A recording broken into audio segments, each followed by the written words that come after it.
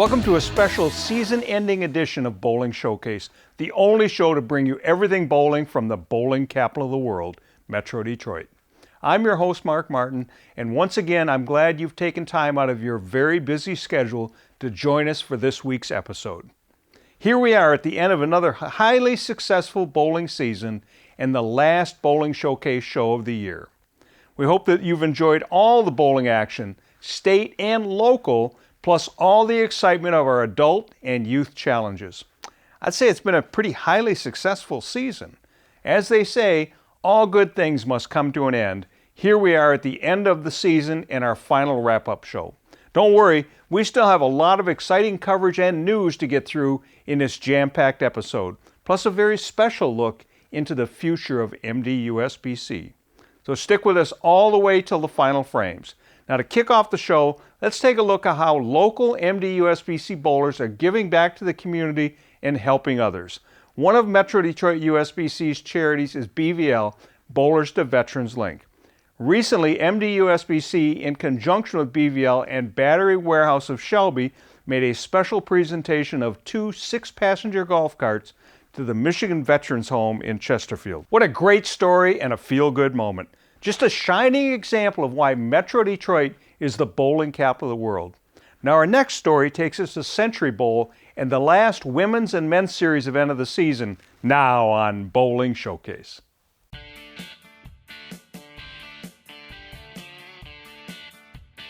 "35 women bowlers and 88 men bowlers hit the lanes at Spins Bowl Waterford Century Bowl to compete in the 5th and final women's and men's series event held on April 10th.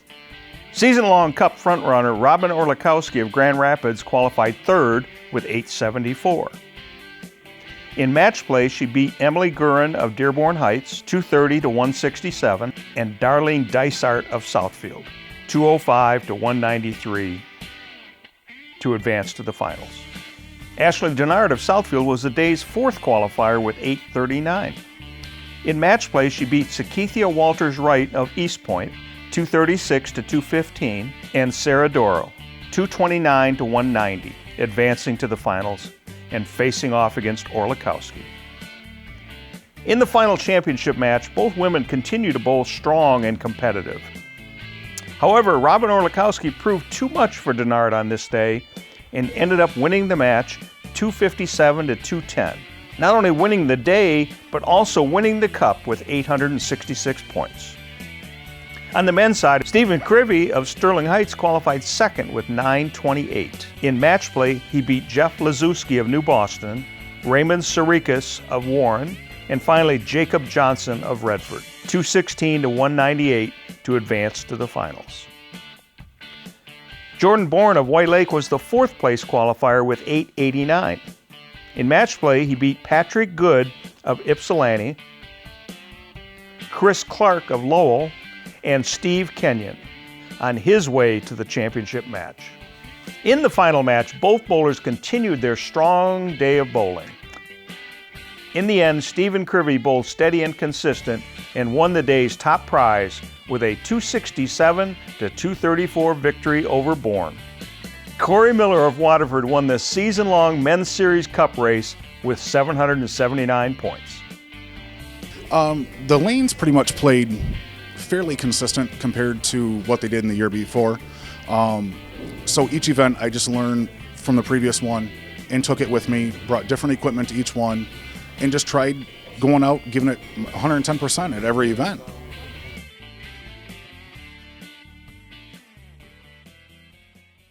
Congratulations to Women's Series event winner Robin Orlikowski and Men's Series winner Stephen Crivy on their victories. Also, congratulations to the Women's Series Cup winner Robin Orlikowski and Men's Series Cup winner Corey Miller. Great bowling all season long. It's time for a little break. We'll be right back with a special interview and a glimpse into the future of MDUSBC when we return to Bowling Showcase.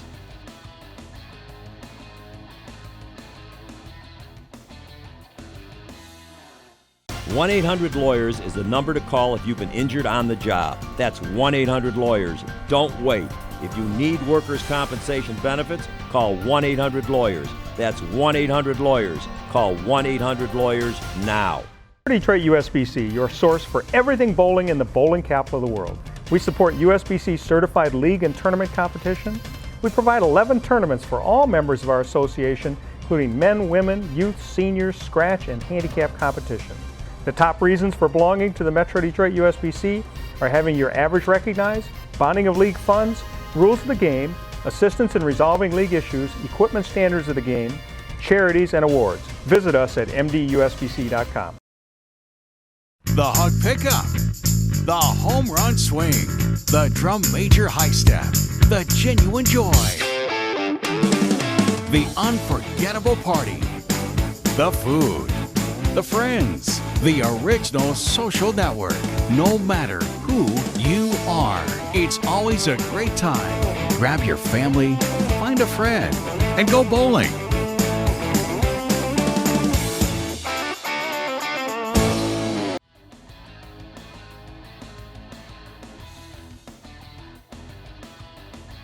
Welcome back. As a MDUSBC member, you may be aware there are some big changes coming on the horizon, and maybe the idea of change is something that's a little daunting for everyone. Rest assured, MDUSBC bowlers will be in good hands. As a matter of fact, here's a little interview I've done to prove that point, now on Bowling Showcase.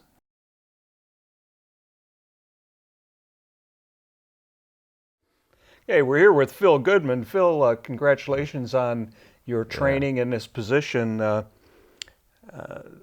guess the first question I have is, why did you pursue this position?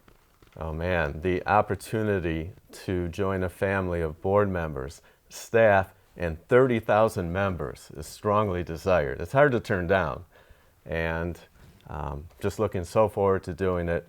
In addition, my background from personal, from occupational, and organizational perspectives has prepared me for this moment. So I'm really looking forward to it. My whole life has been really built up to this moment. So tell us what kind of experience you have that will help you with this position. Okay, regarding my personal background, I played many sports. I've coached.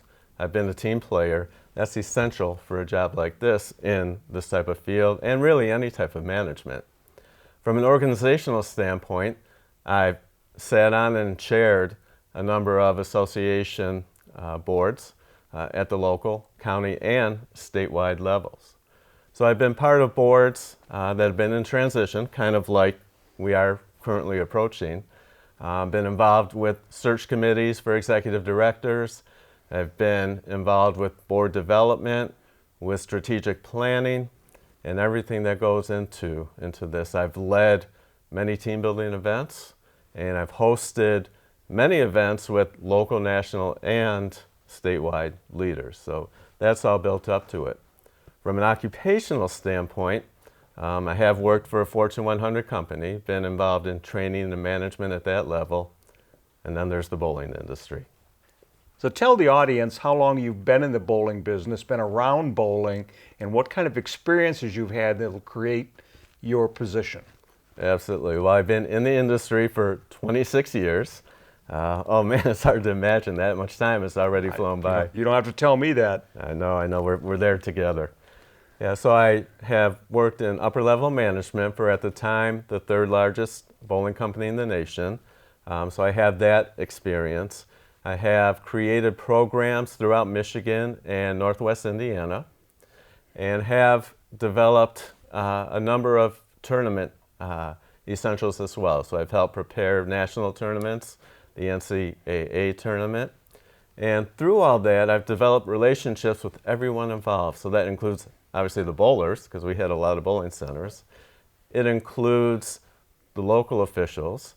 It includes the Detroit Sports Commission when we bid on the national and statewide tournaments. It's key to have that relationship because it's more than just the bowling tournament. It's preparing the area. It's getting the whole community involved in that sort of thing. In addition, high school bowling, which again now we're going back like the 26 years, I was very instrumental in developing it in Northwest Oakland County.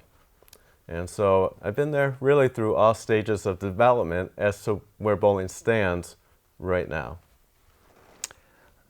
So looking at this position, and you've been training now since last July, what really excites you about this? Oh, a number of things. It's hard to summarize it in the amount of time we have, but I just want to make clear that all this is only going to be possible because the foundation is solid. That's something that you set, and it's there. And that provides the opportunity for great creativity and growth, because there's always that foundation to fall back on. So even if, we'll have some great success, we'll have some things where maybe we slide back a little bit, but that foundation is there. So it'll always be solid, and we'll always be looking for more growth. Going back to that high school thing, those high school bowlers are now the adults. Seeing their enthusiasm, now their kids are bowling and they're starting to get them involved like we were involved with them way back when. That is so exciting. We're kind of living the bowling circle of life right now, and that's what truly excites me. So looking forward, what kind of programs are you looking to implement to increase membership and grow our association? Yeah, so everything I've done in preparing programs, which has been extensive, has been done in a progressive manner. So for example, we can't take someone who's never bowled in a league before, has bowled just a couple times a year, and automatically put them in a competitive 34-week league. So we start from the bottom. It's always been my goal to take the person that's visited a bowling center once every 4 years to get them to visit 4 times a year. The ones that came 4 times a year, to get them to visit in those short season clubs 10 to 12 times a year, and then from there you develop them from 10 to 12 times a year, those that want to do more, to the long-term program. So for the newer bowlers and less experienced bowlers, definitely looking to start them in some of the short season basic membership programs. And that brings people together of similar interests. So for example, we might do something like Bowl for the Cure clubs with the health industry, or Bowlers to Veterans link clubs with organizations and groups that have a number of veterans involved. And those that just want to really get started in bowling, we definitely want to have the Learn to Bowl programs. Done so many of those where they bowl, a short season, have that basic membership, and at the same time, get a ball and bag. Taking them to the next level, which there will be a number of them that want to do that, and getting them into the more competitive leagues, the key is coaching. So when you get them to coaching, that skill level and that confidence, as that increases, the participation they have will increase at a congruent level to that experience. And so again, this is all progressive in nature. And of course, tournaments. That's obviously, because you developed it, Detroit is #1 for tournaments. So how do we make it grow? Well, we have to look at it from different perspectives. So really there's a 3-pronged approach. So to build the tournaments and get more participants, we're going to need a team of people who know how to run and efficiently get through the tournaments with that higher level of participation. To get more participants, we'll increase the marketing and the social media, and again, have a team of people doing that. And definitely, what's going to be key to success is gaining sponsorship. So again, we'll have another team of people seeking business sponsorship. By business sponsorship, we can increase the prize fund. As you know, the more money, the more bowlers. But we also need to incentivize bowling center proprietors to host the event. And we're going to need some money to do that. It takes up a lot of time during their day, and they do give up the open play and potential new bowlers. So we need to create these tournaments in a way that makes sense for them as well. That sounds great. Yeah. So what is your personal style that an MDUSBC member can expect? So I have great faith in the leadership style of a servant's heart. What this means is my focus is on others, not myself. It means my focus is on the present day. Because as we know, if we focus on the past, we can get a little depressed. If we focus on the future, you can become a little anxious. So focusing on others, focusing on the present day. So what does that mean? That means we're going to prepare boards, kind of recruit people from various sectors. So we want to take their experience and help build us. We're going to develop communication channels. We're going to develop a clear and concise path for volunteers. Okay, we need volunteers to do this, we need volunteers to do that. we need this skill level, and so we need a variety of people, but the only way we can get them involved is to make those channels clear. And that's what all about focusing on others, not myself. It's not, here's this program, go do it. It's like, okay, here's how you can help us. So we're going to create, a clear path for people with different experiences. Again, the focus is on them, not what my strengths are, but what their strengths are. And then we need to train them in a way that meets our needs. So having those clear channels of communication, having the training, and as I mentioned towards the beginning of the interview, I've been involved in a number of strategic planning groups. And so strategic planning, building with those who are already around you and knowing who to recruit for the future will be key. Sounds great. So we've kind of heard everything now. Yeah. Why don't you tell our members a good positive message that you bring to this position? Plain and simple. I feel blessed to have this opportunity, and everyone know we're going to work hard and we're going to have a lot of fun. Thank you, Phil. Thank you. I'd like to thank Phil for giving us his time and answering some of the questions that you may have. Change is good, and I hope you have the same confidence in Phil as the MDUSBC board does, that he'll steer the ship in the right direction in the future to come. Let's get back to bowling, though. The final event of the 2022 MDUSBC tournament bowling season, the Women's and Men's Series Invitational, now on Bowling Showcase.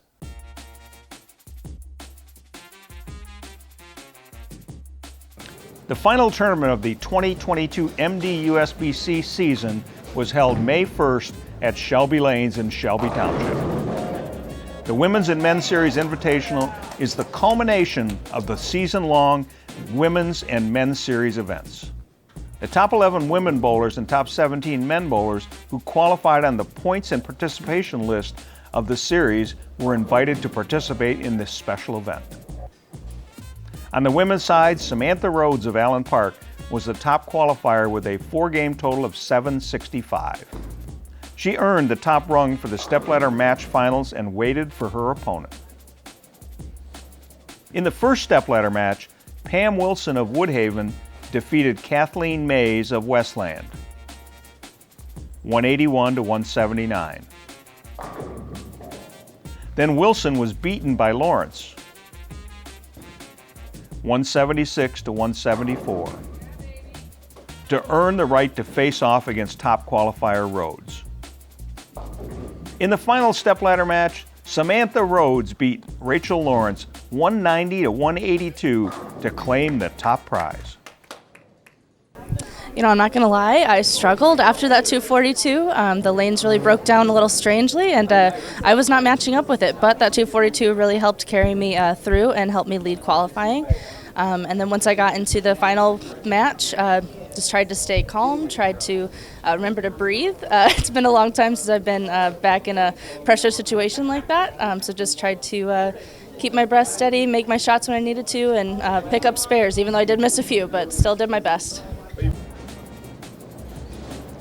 On the men's side, Chris Stewart of Waterford was the top qualifier with a 4-game total of 903. In the first stepladder match of the day, Corey Miller of Waterford defeated Tierre Wright of East Point, 201 to 168. In the next match, Ryan Land of Royal Oak defeated Miller 256 to 186, earning his spot in the finals. The final match saw Stewart facing off against Ryan Land. The match was a tight one. Finally, Stewart finished the day in victory with a 202 to 192 triumph over Land. It's pretty special today because I led from the first game to the end there, so that's pretty awesome in my eyes.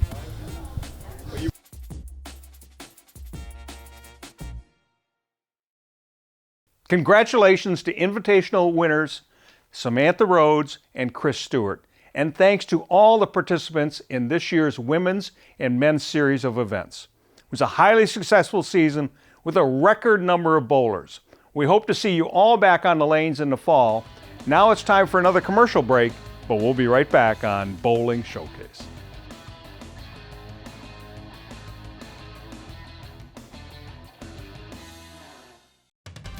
The Michigan State USBC provides tournament competition and recognition for men, women, and youth bowlers in Michigan. Tournaments include Open, Women's, and Youth Championships. Also, Junior Masters, Queens, Masters, and Senior Masters. Recognition includes first-time 300 games and 800 series for all members and 607 club memberships for women. Visit MichiganStateUSBC.com for entry blanks and more information on the Michigan State USBC. I'm Gene Zamler of 1-800-Lawyers. If you've been injured in an automobile accident, call 1-800-Lawyers. We have been handling cases for over 50 years and have recovered billions of dollars for our clients. Call 1-800-Lawyers.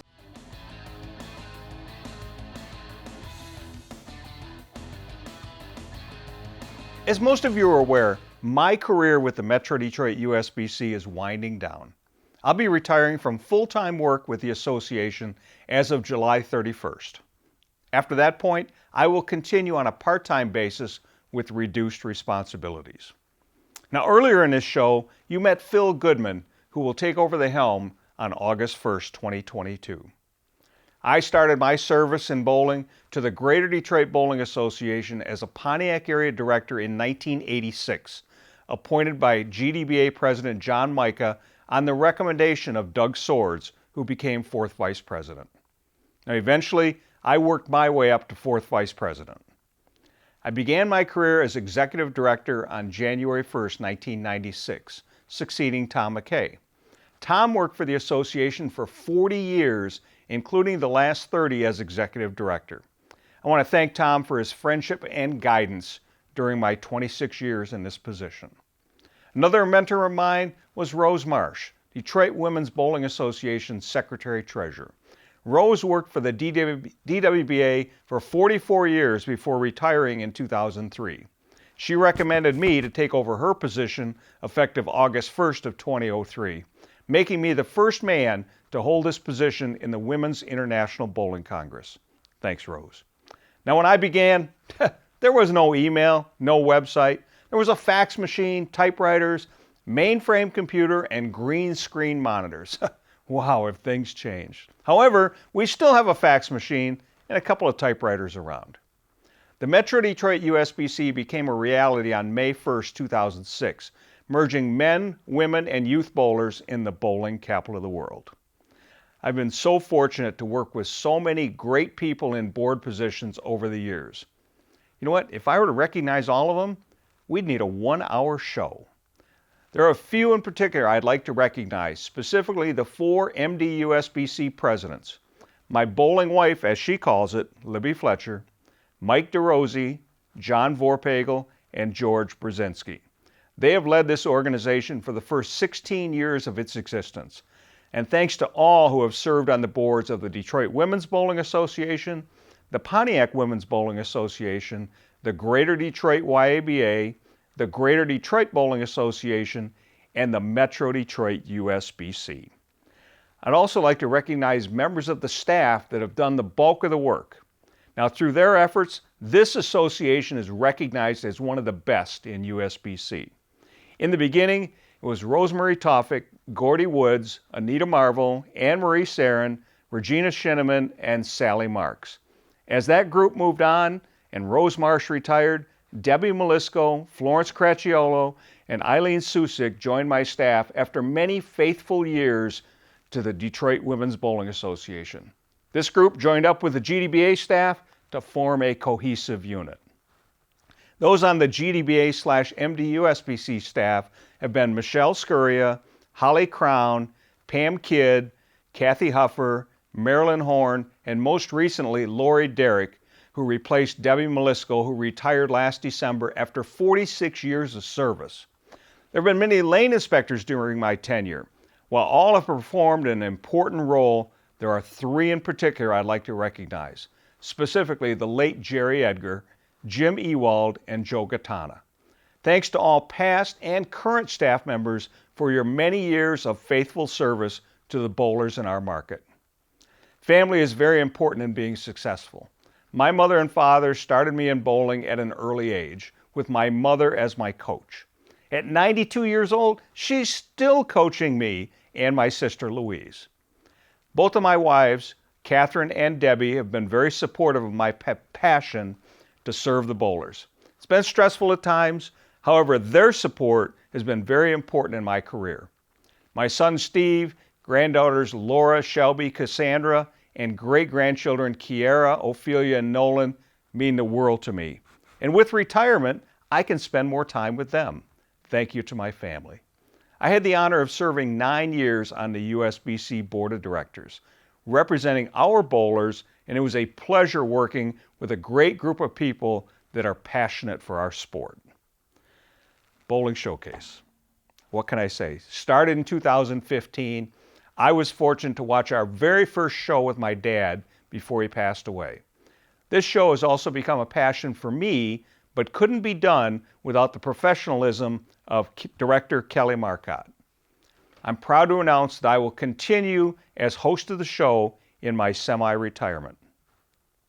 Thanks to the entire bowling industry, including proprietors, managers, mechanics, league officers, manufacturers, distributors, and all that make the bowling industry that it is. It's been a great ride. The friendships I've gained over my years of service will last a lifetime. It's often been said that having a job that you enjoy going to is the best kind of job to have. That perfectly describes my career. Many long hours, but I've always enjoyed fellow bowlers and serving them. While I may be retiring from full-time work, I'll always be there for the bowlers in the bowling capital of the world. We'll have an open house celebration of my career on Sunday, August 21st, so save that date. The details will follow. And thanks to all of you for allowing me to serve you in the sport that we love. Well, that's it. The end of this episode and another season of Bowling Showcase. I want to thank all of you for being loyal fans of Bowling Showcase and hope you continue watching when we come back in the fall. Now remember, you can watch every episode of Bowling Showcase on the Bowling Showcase YouTube channel, and don't forget to join and like Bowling Showcase on Facebook. Remember, keep your eyes on the mark, and we'll see you next time and next year on Bowling Showcase.